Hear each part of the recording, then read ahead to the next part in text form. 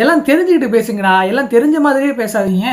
நம்ம ஆகச்சிறந்த நடிகருமான, அரசியல்வாதியுமான, பத்திரிகையாளருமான, ஒரு அறிஞருமான வச்சுங்களேன். அப்படிப்பட்ட நம்ம மகேந்திரன் வந்து ஒரு பிரைவேட் யூடியூப் சேனலுக்கு இன்டர்வியூ கொடுத்துருக்குறாப்புல. அந்த இன்டர்வியூ ஃபுல்லாக வீடியோ வைரல் ஆகிறதுக்காக ஃபுல்லாக விஜய் விஜய் விஜய் விஜய் விஜய்னே பேசி வச்சுருக்கிறாங்க. என்ன பேச வந்தாங்கன்றதை புரிஞ்சிக்கவும் முடியல. சரி, அதை விடுங்க. இப்போ தமிழ்நாட்டில் கரண்ட் கட்னால் நிறைய பிரச்சனைகள் நடக்குது. நிறைய மக்கள் பாதிக்கப்பட்டு இருக்காங்க. நிறைய போராட்டங்கள் நடக்குது. அது எல்லாமே நம்ம நியூஸில் பார்த்து தான் இருக்கிறோம். தாண்டி இதுக்கு ஐடியா சொல்கிறேன்ற பேரில் ஒருத்தர் வந்து உட்காந்து பேசிகிட்டு இருக்கான் தெரியுமா? அது வந்து இன்னும் பெரிய கொடுமை. அதெல்லாம் உன்ட்ட யாரா இந்த மாதிரி ஐடியா கேட்டது, உன்னை யாரா பேச சொன்னதுன்னு சொல்லி நிறைய இடங்கள்ல எனக்கே தோணுது அது வீடியோ பார்க்கும்போதெல்லாம். அந்த வீடியோவில் ஏன்னா முக்கியமான ஒரு விஷயம் என்ன அப்படின்னா, இவனோட முட்டாள்தனத்தை பப்ளிக்காக வந்து காமிச்சிட்டு இருக்கிறான். ஃபர்ஸ்ட் ஆஃப் ஆல், இப்போ இங்கே நடக்கிற பிரச்சனையை பற்றி மகேந்திரனுக்கு எந்த ஒரு பேசிக் ஐடியாவும் கிடையாதுன்றது அந்த ஆள் பேசினதுலேருந்தே தெளிவாக புரியுது. இப்போது இங்கே நடக்கிற பிரச்சனையை மக்கள்கிட்ட கேட்டோ இல்லை நியூஸ் பார்த்தோ தெரிஞ்சிருந்தது அப்படின்னா இந்த மாதிரியான பண்ணையார் மனநிலைமையும் அவருக்கு வந்திருந்திருக்காது. இன்னும் அந்த வீடியோவில் ஒரு விஷயம் சொல்கிறாரு. ஏன்னா 6 மாதம் டைம் கொடுத்துருக்கீங்களே, ஏன் அவரை போட்டு கேள்வியாக கேட்டுட்ருக்கிறீங்க? கேள்வி கேட்காதீங்க, அப்போ தான் பதில் கிடைக்கும் அப்படின்னா. முட்டாப்பையில் கேள்வி கேட்டால் தாண்டா பதில் கிடைக்கும். கேள்வி கேட்காம எப்படி பதில் கிடைக்கும்? கேள்வி கேட்டாலே பதில் கிடைக்க மாட்டேங்குது. மைக்கை நீட்டு அமைச்சர்லாம் ஓடி போயிடுறாங்க. ஒவ்வொருத்தரும் அவன் வாட்டுக்கு வாய்க்கு வந்ததை அடிச்சு விட்டுட்டுருக்குறாங்க. அதாவது இவங்க ஆட்சிக்கு புதுசு தான். இவங்களுக்கு வந்து எக்ஸ்பீரியன்ஸ் கிடையாது தான், கண்டிப்பாக இல்லை தான். ஆனால் இவங்க வந்து அதுக்கான கொடுக்குற முறையான பதில்கள் இருக்குது தெரியுமா? இன்னும் வந்து ஒரு ரசிகர் மனப்பான்மையிலே இருக்கிறாங்க. இன்னும் இவங்க வந்து அந்த மெச்சூர் ஆகலை அப்படின்றத இவங்களோட ஒவ்வொரு இடத்துலையும் இவங்க எப்பப்பெல்லாம் வாயை திறக்கிறாங்களோ அப்பப்பெல்லாம் வெளில தெரிஞ்சுக்கிட்டே இருக்குது. முக்கியமாக சொல்லணும் அப்படின்னா, இப்போ இந்த மகேந்திரனும் சரி, இல்லை இந்த மகேந்திரன் மாதிரி இருக்கிற ஆட்களுமே சரி, அவங்க என்ன பண்ணுறாங்க அப்படின்னா, டைம் கொடுங்க அப்படின்னா டைம் கொடுத்துட்டே இருக்கலாம். ஒன்றும் பிரச்சனை இல்லை, எவ்வளோ டைம் வேணால் எடுத்துக்கங்க. அப்போ நடக்கிற பிரச்சனையில் யார்கிட்ட போய் சொல்கிறது? இல்லை நடக்கிற பிரச்சனைக்கு யாரை கேள்வி கேட்கறது? மாற்றி மக்களுக்குள்ளே கையை காமிச்சிக்கலாமா? கவர்மெண்ட்டே மறந்துடலாம். மாற்றி மக்களுக்குள்ளே கையை காமிச்சிக்கலாம். எல்லா பிரச்சனையும் மக்கள் தலையிலே போட்டலாம். மக்கள் நீங்கள் தாங்க காரணங்க, நீங்கள் ஓட்டு போட்டீங்க, நீங்கள் தாங்க காரணங்க அப்படின்னு சொல்லி மக்கள் மேலே எல்லாத்தையும் திருப்பி விட்டுக்கலாம். போன ஆட்சியில், அதாவது நான் டிஎம்கே சப்போர்ட் கிடையாது, எந்த கட்சியும் சப்போர்ட் கிடையாது. ஆனால் இந்த இடத்துல இந்த பாயிண்ட் நான் சொல்ல விரும்புகிறேன். போன ஆட்சியில் இதே மாதிரி பிரச்சனைகள், இந்த அளவுக்கு பிரச்சனை கிடையாது, இதே மாதிரியான பிரச்சனைகள் நடந்துகிட்டு இருக்கும்போது இப்போ முதல்வராக இருக்கிற விஜய் அவர்கள் சொன்னது, இந்த மாதிரி பாருங்கள் சட்ட ஒழுங்கு சரியில்லாதனால தான் இவ்வளோ பிரச்சனைகள் நடக்குது அப்படின்னு சொல்லியிருந்தார். இப்போ என்ன நடந்துட்டு இருக்குது? இப்போ வந்து தனிப்பட்ட முறையில் தனிப்பட்ட மனித ஒழுக்கம் தான் முக்கியம், அது இல்லைனால தான் இந்த பிரச்சனை நடக்குதுன்னு சொல்கிறாங்க. அப்போ இதே தானே போன தடவை நடந்திருக்கும், இதே தான் இப்போ நடக்குது அப்படின்னா, இப்போ முன்னாடி விட இப்போ அதிகமாக நடக்குதுன்னா அது என்ன காரணம்? கேள்வியே கேட்காம விட்டுறலாம். கேள்வி கேட்காதீங்கன்றாப்புல. அந்த ஜனநாயகத்தின் அடிப்படை உரிமையிலேயே மக்களுக்கு இருக்கிற முதல் உரிமை வந்து கேள்வி கேட்குற உரிமை தான். அதையே பண்ணாமல் ஒரு பண்ணையார் நிலைமையிலையும் ஒரு டிக்டேட்டர்ஷிப்லேயும் வச்சுருக்கிறதுனா உங்களுக்கும் பிஜேபிக்கும் என்ன வித்தியாசம்? பிஜேபி எதை கேட்டாலும் நீங்கள் ஆன்டி நேஷ்னலிஸ்ட்டு இல்லைனா வந்து பாகிஸ்தானுக்கு போன்றாங்க. நீங்கள் எதை கேள்வி கேட்டாலும் நீங்கள் வந்து ஒன்று டிஎம்கேக்காரன், இல்லை விஜய் எதிர்த்து பேசுகிற, இல்லை நீங்கள் டைம் கொடுக்க மாட்டேங்கிறீங்க, பப்ளுவை திட்டாதீங்கன்னு தான் பேசுகிறீங்க. யாரை தான் அப்போ கேள்வி கேட்குறது? இப்போ நடக்கிற பிரச்சனைக்கு இப்போ பழையபடி டிஎம்கேவே நான் கேள்வி கேட்கலாமா? சரியாப்பா, இது விடுங்க. எனக்கு இந்த டிஎம்கே ஏடிஎம்கே இந்த பிஜேபி காங்கிரஸ் டிவிக்கு எனக்கு எந்த பிரச்சனையும் வேண்டாம். இப்போ நடக்கிற பிரச்சனைக்கு யார் பொறுப்பேற்றுக்குவா? சாதாரண மக்களை நான் கேட்குறேன். இப்போ நடக்கிற பிரச்சனைக்கு யார் பொறுப்பேற்றுக்குவா? யார் இதுக்கு பதில் சொல்லுவா? இந்த பிரச்சனையை யார் சரி பண்ணுறது? அதாவது ஒவ்வொரு ஆட்சியிலையும் ஒவ்வொரு பிரச்சனைகள் இருக்குது. மாற்றம் வர்ற ஆட்சியிலையுமே இங்கே இவ்வளோ பிரச்சனைகள் இருக்குது. இப்போ இந்த ஆட்சியிலையுமே மாற்றம்னு சொல்லக்கூடிய இந்த ஆட்சியிலையுமே இவ்வளோ பிரச்சனை அப்படின்னா நான் யார்கிட்ட தான் போய் கேள்வி கேட்குறது? எனக்கு எந்த இடத்துல ரொம்ப கடுப்பாகுது அப்படின்னா, கேள்வி கேட்கக்கூடாது, கேள்வி கேட்காதீங்க அப்படின்றதுல தான் எனக்கு கடுப்பாகிறது. எனக்கு ஒரு 6 மாதம் கேட்காதீங்க. அதாவது எவ்வளோ பெரிய விஞ்ஞானியாக இருந்தா சின்ன பையன்ட்ட இந்த சோலார் சிஸ்டம்ங்க சொல்லி நீ பேசி வச்சுக்கிறீங்கல்ல, இதை காமிச்சா கூட காரி துப்புவோம். அந்த லட்சணத்தில் இருக்குது. சோலார் சிஸ்டம்னு ஒன்று கண்டுபிடிச்சானுங்க, யாராவது ட்ரை பண்ணிங்களா?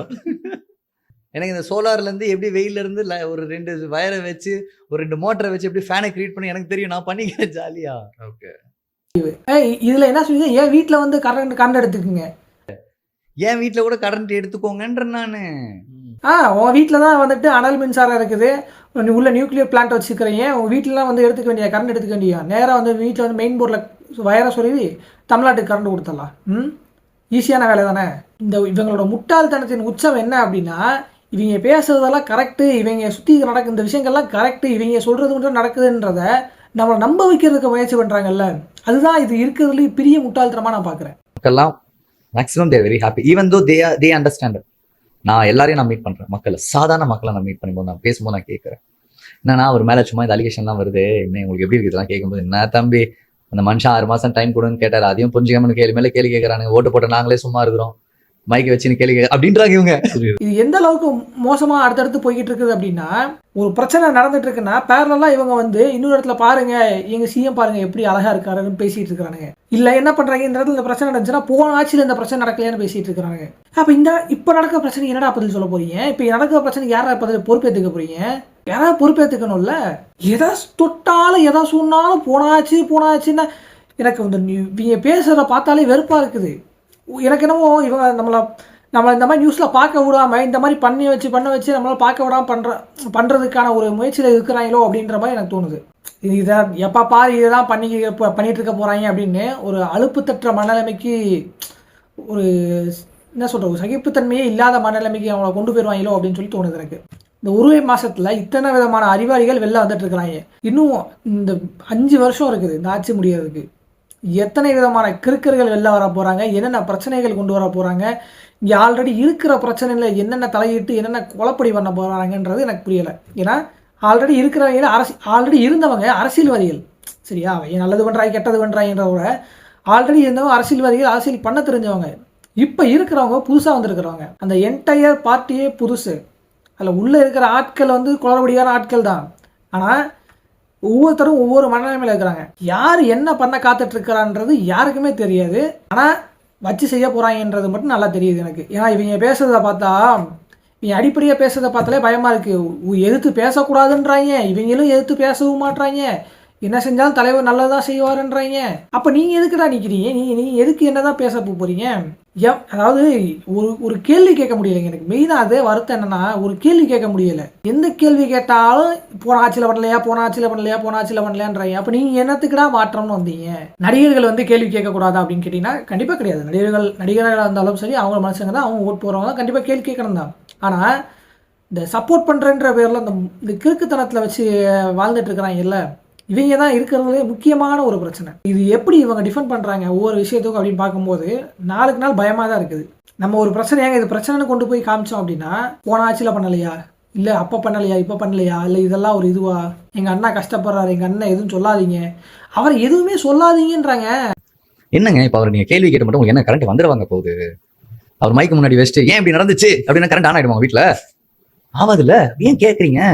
அப்புறம் ஏன் ஒருத்தனை சும்மா கேள்வி கேட்கறதே ஒரு மோட்டிவா? ஏன் இன்னும் எவ்வளவு வருஷம் கேள்வி கேட்பீங்க? உங்களுக்கு பதில் வேணுமா? வேணாம், எதுவுமே சொல்லாதீங்கன்றா. எனக்கு அதுதான் இதாக இருக்குது. என்னப்பா நீ பேசிட்டு இருக்கிறீங்க? 6 மாசத்துக்கு எதுவுமே சொல்லக்கூடாது அப்படின்னா சரி, இப்போ அவரை சொன்னால் கரண்ட் வரும், இப்போ அவர் சொன்னால் கரண்ட் வராது, அவரை கம்ப்ளைண்ட் பண்ணாலும் கரண்ட் வராது அப்படின்னா எதுக்கு அவர் அங்கே உட்காந்துக்கிட்டு? எதுக்கு அத்தனை பேர் கீழே அமைச்சர், எதுக்கு அத்தனை அமைச்சர், அத்தனை எம்எல்ஏ? அவர்கிட்ட சொன்னாலும் அந்த வேலை நடக்காது அப்படின்னா அப்புறம் எதுக்கு அவங்க அங்கே உட்காந்துக்கிட்டு? இப்போ எனக்கு ஒரு பிரச்சனை, என் மேலே இருக்கிற நீங்கள் என்னை ரூல் பண்ணிகிட்டு இருக்கிறேன், எனக்கு ஒரு பிரச்சனைப்பா சரி பண்ணி கொடுப்பா அப்படின்னா என் பிரச்சனையை சரி பண்ணாத நீ அங்கே உட்காந்து என்ன பண்ண போகிற? மிச்சம் சாப்பிட்டுட்டு இருக்கிறியா? என் பிரச்சனையை சரி பண்ணுறது தானே ஒன்று எங்கள் குறை வச்சிருக்குது. இத்தனை கோடி பேர் உனக்கு ஓட்டு போட்டிருக்கிறாங்க இல்லை, 30% வாக்காளர்கள் ஓட்டு போட்டிருக்கிறாங்க.